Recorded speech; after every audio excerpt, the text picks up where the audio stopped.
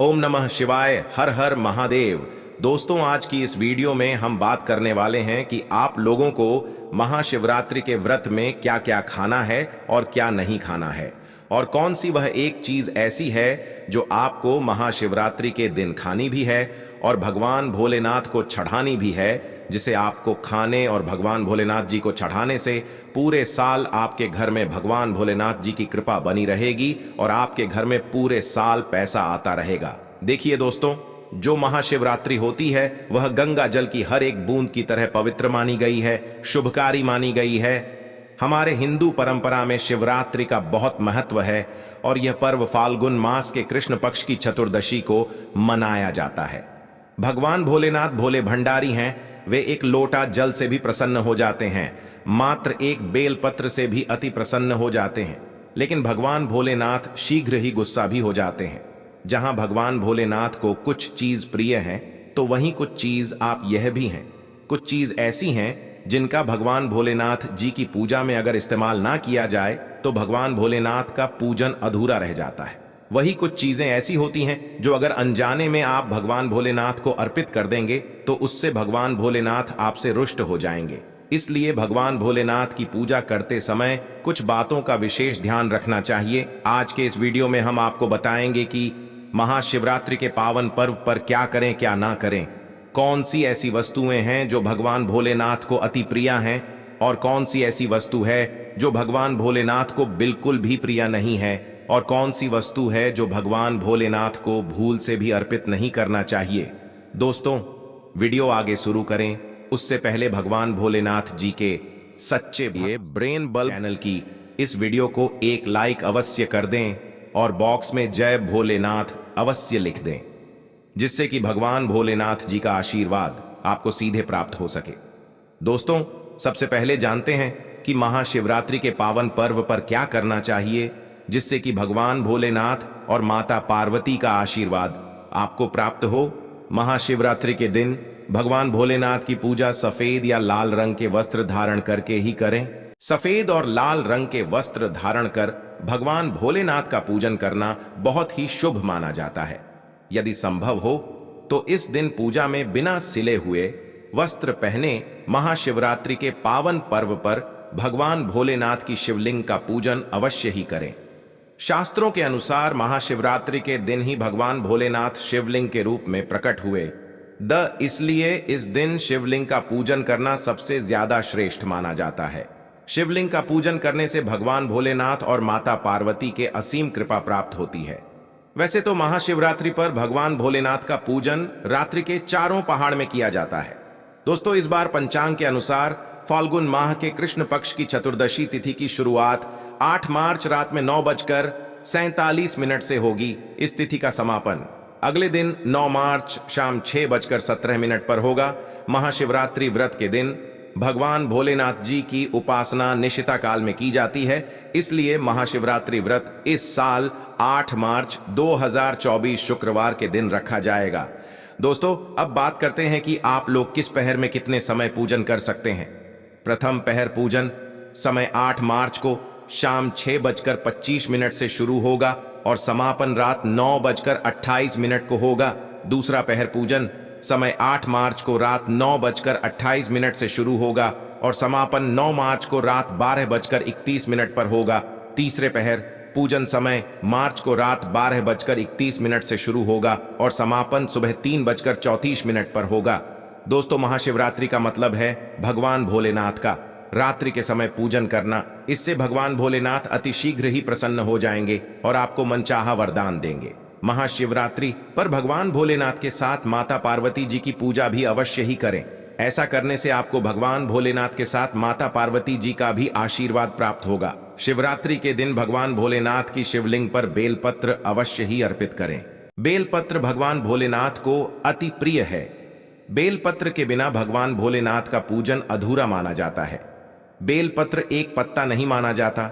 एक दांडी में जो 3 पत्ते जुड़े हैं उन्हें बेलपत्र कहा जाता है। एक दांडी में 3 जुड़े हुए बेलपत्र ही शिवलिंग पर अर्पित करें और चंदन से उस पर ओम नमः शिवाय लिख करके अर्पित करें।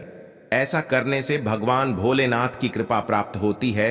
महाशिवरात्रि के दिन भगवान भोलेनाथ को पूजा में अक्षत अर्पित करें। ऐसा करने से आपको भगवान भोलेनाथ जी का आशीर्वाद प्राप्त होगा। इस दिन रात्रि में भगवान भोलेनाथ का जागरण अवश्य करना चाहिए, जिससे आपको महाशिवरात्रि का पूर्ण फल प्राप्त हो सके। महाशिवरात्रि के दिन भगवान भोलेनाथ की पूजा करने से पहले भगवान श्री गणेश, भगवान कार्तिकेय, नंदी जी और माता पार्वती का पूजन अवश्य ही करना चाहिए, नहीं तो आपको पूजा का फल प्राप्त नहीं होगा। इस दिन बैल को हरा चारा अवश्य ही खिलाना चाहिए, क्योंकि बैल को नंदी जी का रूप माना जाता है, जो भगवान भोलेनाथ जी को अत्यधिक प्रिय है। दोस्तों, महाशिवरात्रि पर इन कार्यों को करने से भगवान भोलेनाथ की कृपा प्राप्त होती है। दोस्तों, अब बात करते हैं कि आपको महाशिवरात्रि के दिन क्या क्या खाना चाहिए। शिव पुराण के अनुसार माना जाता है कि महाशिवरात्रि पर व्रतधारी को धतूरा अवश्य खा लेना चाहिए। भले ही आप थोड़ा सा खाएं, लेकिन खा जरूर लें, इससे व्रत पूरा हो जाता है। इस दिन भांग खाने से संपूर्ण फलों की प्राप्ति हो जाती है। अगर आप भांग नहीं खाते हैं तो इसे थोड़ा बहुत छक लें, नहीं तो आपका व्रत अधूरा माना जाएगा। दोस्तों, महाशिवरात्रि के पावन पर्व पर भगवान भोलेनाथ और माता पार्वती जी की कृपा प्राप्त करने के लिए इन सभी बातों का विशेष ध्यान रखें, जिससे आपको व्रत और पूजा का पूर्ण फल प्राप्त हो और भगवान भोलेनाथ और माता पार्वती जी की आपको कृपा मिल सके। बहुत सी चीजें इस दिन के व्रत में ऐसी होती हैं जो आपको नहीं खानी चाहिए, और एक चीज ऐसी है जो महाशिवरात्रि के दिन जरूर खानी चाहिए, ताकि आपको इस व्रत का संपूर्ण फल मिले। महाशिवरात्रि के दिन बहुत से लोग व्रत रखते हैं। एक बेला उपवास रखकर कई लोग साथ भी भोजन करते हैं। महाशिवरात्रि का व्रत अगर आप रखते हैं तो ध्यान रखें, शरीर में पानी की कमी ना हो। इसके लिए अनार या संतरे के जूस का सेवन कर सकते हैं, लेकिन गन्ने का जूस मत पीजिएगा। महाशिवरात्रि के दिन फलाहार में सेब, संतरा, पपीता, केला, खीरा वगैरह खा सकते हैं। इस दिन नमक नहीं खाना चाहिए। बहुत से लोग सेंधा नमक का खाना खाते हैं, तो आप वो खा सकते हैं, कोई दिक्कत नहीं है, लेकिन सफेद नमक को मत खाएगा। आलू का आप प्रयोग कर सकते हैं, पर काला नमक को मत खाएगा। भूल कर भी चावल रोटी यानी अनाज का प्रयोग मत कीजिएगा। आप गेहूं तो एक बार खा भी सकते हैं, पर चावल मत खाएगा, इस बात का ध्यान रखिएगा। दही वगैरह भी खा सकते हैं, कोई दिक्कत नहीं है। मूंगफली, ये मखाने को घी में फ्राई करके भी खा सकते हैं। गाजर, लौकी की खीर, साबूदाने की खिचड़ी आप खा सकते हैं। इस दिन कुत्तू के आटे का खाना भी आप बना सकते हैं, आप उसको भी खा सकते हैं, लेकिन अनाज और साधारण नमक का इस दिन व्रत में प्रयोग न करें। सेंधा नमक का प्रयोग कर सकते हैं। लहसुन, प्याज, मांस, मदिरा भूल कर भी मत खाएं, वरना आपके व्रत का फल आपको कुछ भी नहीं मिलेगा।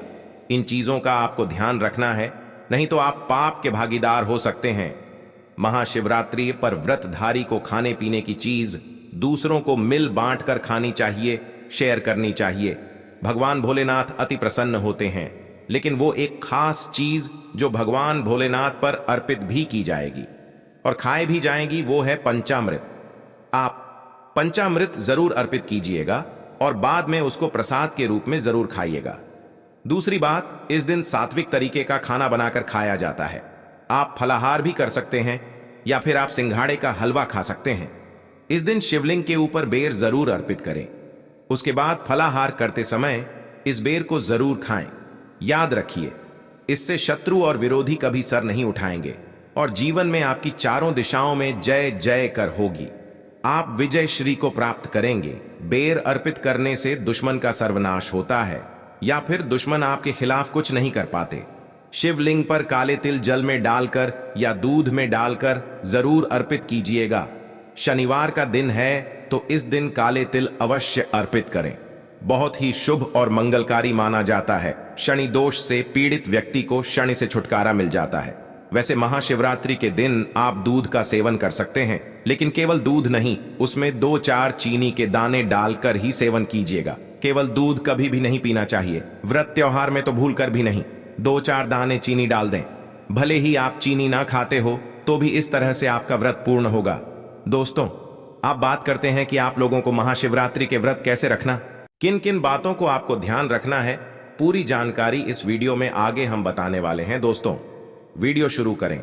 सबसे पहले भगवान भोलेनाथ और माता पार्वती जी के सच्चे भक्त द वास्तुशास्त्र चैनल की इस वीडियो को एक लाइक अवश्य करें और कमेंट बॉक्स में जय भोलेनाथ और जय माता पार्वती अवश्य लिखें, जिससे भगवान भोलेनाथ और माता पार्वती जी का आशीर्वाद आप और आपके परिवार पर सदैव बना रहे। दोस्तों, महाशिवरात्रि पर गलती से भी ऐसे व्रत कभी मत रखना और ना ही महाशिवरात्रि पर ये 5 गलती करना, नहीं तो पूरी जिंदगी बर्बाद रहोगी। भगवान भोलेनाथ हमेशा हमेशा के लिए रूठ सकते हैं।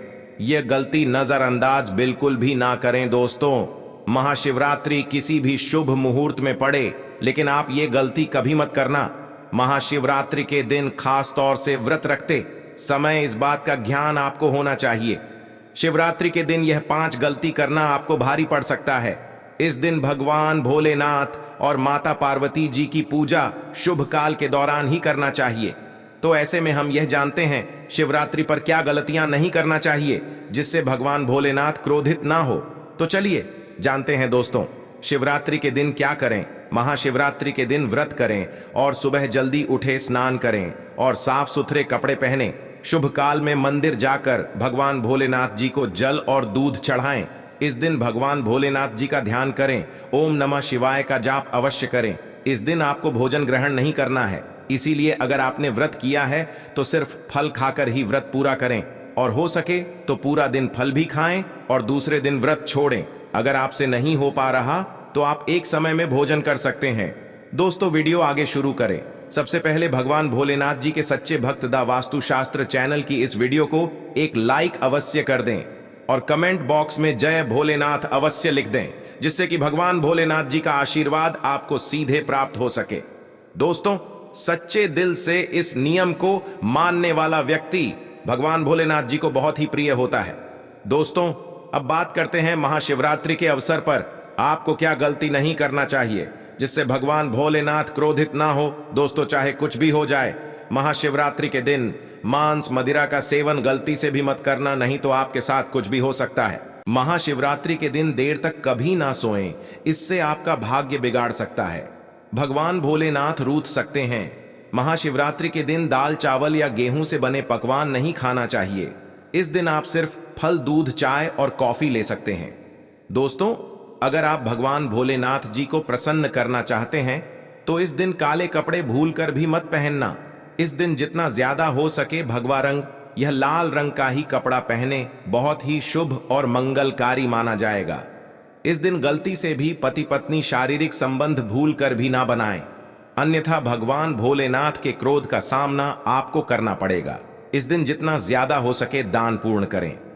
भगवान भोलेनाथ को अगर खुश करना है तो यह बातें गांठ बांध लें। दोस्तों, यह पाप कभी मत करना। महाशिवरात्रि के इस पावन अवसर पर शिवलिंग पर भूलकर भी यह चीजें मत चढ़ाना, नहीं तो जिंदगी भर आपको किसी बड़ी परेशानी का आपको सामना करना पड़ सकता है।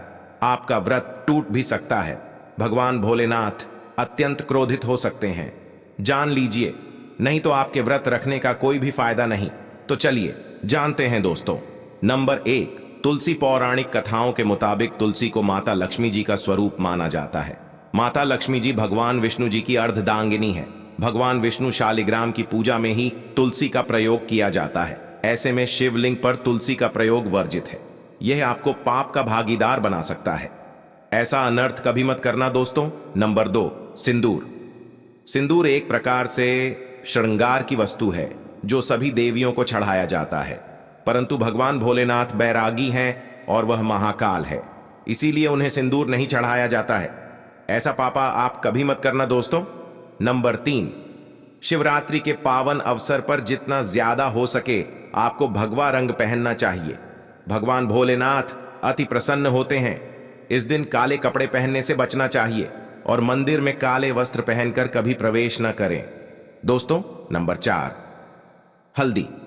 सभी देवी देवताओं की पूजा में हल्दी का उपयोग किया जाता है, लेकिन कुछ का मानना है कि विनाश के देवता भगवान भोलेनाथ जी को अर्पित नहीं करना चाहिए, क्योंकि हल्दी सौभाग्य का प्रतीक है। दोस्तों, 5 केतकी के फूल। पौराणिक कथाओं के मुताबिक केतकी के फूल भी शिवलिंग पर नहीं चढ़ाना चाहिए, क्योंकि एक बार केतकी के फूल भगवान ब्रह्मा के झूठ में साथ दिया था। यह बात जानकर भगवान भोलेनाथ ने क्रोध में आकर केतकी के फूल को श्राप दे दिया। दोस्तों, नंबर 6, नारियल पानी। एक पौराणिक मान्यताओं के अनुसार ऐसा कहा जाता है कि शिवलिंग पर नारियल पानी नहीं चढ़ाना चाहिए क्योंकि यह शुभ नहीं माना जाता। दोस्तों, नंबर 7, शंख जल। भगवान भोलेनाथ ने शंखचूर्ण नाम के असुर का वध किया था। शंख को उसी असुर का प्रतीक माना जाता है जो भगवान विष्णु का भक्त था, इसीलिए विष्णु भगवान की पूजा शंख से होती है, शिव की नहीं। दोस्तों, नंबर 8, तिल। यह भगवान विष्णु के मैल से उत्पन्न हुआ था, माना जाता है, इसीलिए इसे भगवान भोलेनाथ को नहीं अर्पित किया जाना चाहिए। दोस्तों, नंबर 9, टूटे हुए चावल। भगवान भोलेनाथ को अक्षत यानी साबुत चावल अर्पित किए जाने के बारे में शास्त्रों में लिखा है, टूटा हुआ चावल अपूर्ण और अशुद्ध होता है, इसीलिए यह भगवान भोलेनाथ को नहीं चढ़ता। आप ऐसा अनर्थ सेट करना चावल चढ़ाने से पहले ध्यान से देख लें, कहीं चावल टूटा हुआ ना हो, खासतौर से शिवरात्रि पर यह चीजें भगवान भोलेनाथ को चढ़ाने से भी व्यक्ति का भाग्य चमक उठता है। भगवान भोलेनाथ होते हैं अति प्रसन्न। तो चलिए जानते हैं दोस्तों, नंबर 11, गंगा जल। भगवान विष्णु के चरणों से निकली और भगवान भोलेनाथ की जटा से धरती पर उतरी है, इसीलिए सभी नदियों में गंगा परम पवित्र। गंगा जल से भगवान भोलेनाथ का अभिषेक करने से मानसिक शांति और सुख की प्राप्ति होती है। दोस्तों, नंबर 12, गन्ने का रस और का प्रतीक माना जाता है। शास्त्रों में इसे बहुत ही पवित्र माना गया है। प्रेम के देवता कामदेव का धनुष गन्ने से बना है। देव प्रबोधनी एकादशी के दिन गन्ने का घर बनाकर भगवान विष्णु की देवी तुलसी की पूजा की जाती है। दोस्तों, नंबर 13, 3 पत्तों वाला बेलपत्र। 3 पत्तों वाला बेलपत्र जो कटा फटा नहीं हो, ऐसा भगवान भोलेनाथ को चढ़ाएं। 3 पत्तों वाला बेलपत्र त्रिदेव ब्रह्मा विष्णु महेश का प्रतीक माना जाता है। महाशिवरात्रि के अवसर पर बेलपत्र अर्पित करने से शिवलोक की प्राप्ति होती है, ऐसा पुराणों में बताया गया है। दोस्तों, नंबर 14, धतूरे का फूल धतूरे के फल के समान। धतूरे का फूल भी भगवान भोलेनाथ को प्रिय है। इसका कारण यह है कि यह सफेद होता है और औषधीय कारणों से गुणकारी होता है। मानसिक शांति के लिए धतूरे के पुष्प को शिवलिंग पर अर्पित करें। दोस्तों, नंबर 15, चांदी के नाग नागिन के जोड़े कि ग्रहों के अशुभ प्रभाव के कारण घर में सुख शांति की कमी और आर्थिक परेशानियों को दूर करने के लिए महाशिवरात्रि के अवसर पर भगवान भोलेनाथ को नाग नागिन के जोड़े समर्पित करें। इससे काल सर्प और नाग दोष समाप्त होता है।